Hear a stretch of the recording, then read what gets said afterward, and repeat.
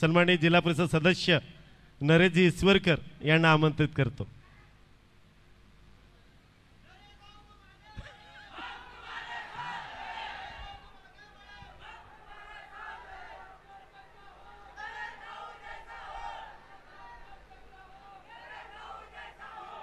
आता नाही, थोडा वेळ थांबा। आज या ठिकाणी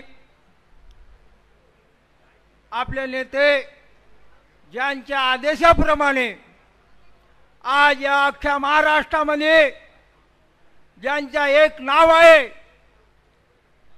आणि तरुण युवा नेता ज्याला म्हणतात, असे आमचे सर्वांचे प्रेरणाहार आदरणीय शरदचंद्र पवार साहेबांच्या, आदरणीय शरदचंद्र पवार साहेबांच्या या शिवछत्रपती शिवाजी महाराजांच्या राज्यामध्ये हे संतांची भूमी आहे आणि या संतांच्या भूमीमध्ये आदरणीय आपल्या पक्षाचे राज्याचे नेते आदरणीय जयंत पाटील साहेब या संतांच्या भूमीमध्ये जन्म झाला।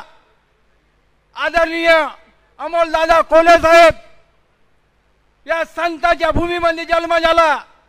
आदरणीय आपल्या माजी गृहमंत्री साहेब आदरणीय अनिल देशमुख साहेब तसेच या संतांच्या भूमीमध्ये जन्म झालेले महाराष्ट्र प्रदेश युवक काँग्रेसचे शरदचंद्र पवार पक्षाचे युवाचे अध्यक्ष महबूबभाई शेख या संतांच्या भूमीमध्ये जन्म झाला आणि संतांचा विचार घेऊन या पूर्ण महाराष्ट्रामध्ये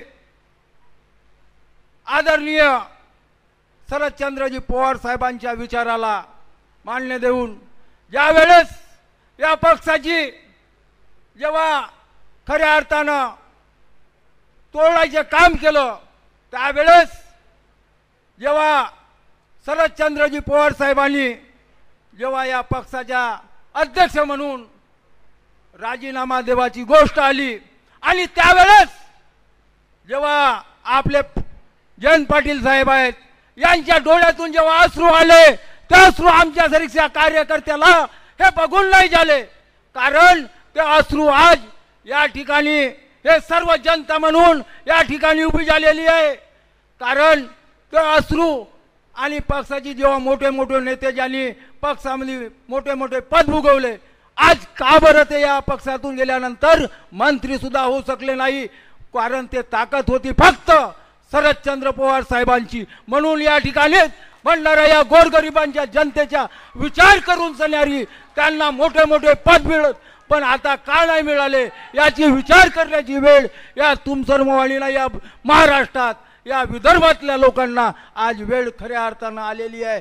कामर कोणाच्या भरोश्यावर पद मिळतात, फक्त आदरणीय शरदचंद्रजी पवार साहेब यांच्या विचारावर आजपर्यंत पद भोगले, परंतु आज का नाही भोगले तो विचार आमच्या मनामध्ये होता। साहेबांचे जे अश्रू होते ते आमच्या मनामध्ये होता आणि त्यावेळेस आम्ही विचार केला। चारही जिल्हा परिषदचे सदस्य आमच्यावर कोणती अडचण निर्माण झाली हे आम्हाला माहीत आहे, आम्हाला कळतो आणि आमची तळमळ हे आम्हाला माहीत आहे। आम्ही विचारासोबत राहिलो आणि आज विचार काय म्हणतो, या महाराष्ट्राचा विचार काय म्हणतो आज सर्वांना माहीत आहे। म्हणून मला या ठिकाणी बोलण्याची संधी दिली।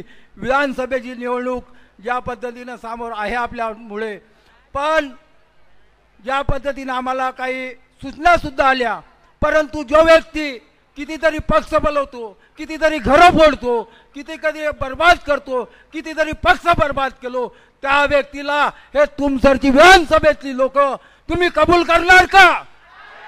तुम्ही कबूल करणार का? म्हणून आदरणीय साहेब तुम्हाला मी विनंती करतो, हे मावळे आहो मी गद्दार नाही आणि तुम्ही मावळ्यांचा विचार कराल एवढे बोलतो मी माझे 2 शब्द पूर्ण करतो। जय हिंद, जय महाराष्ट्र, जय शरदचंद्र पवार साहेब।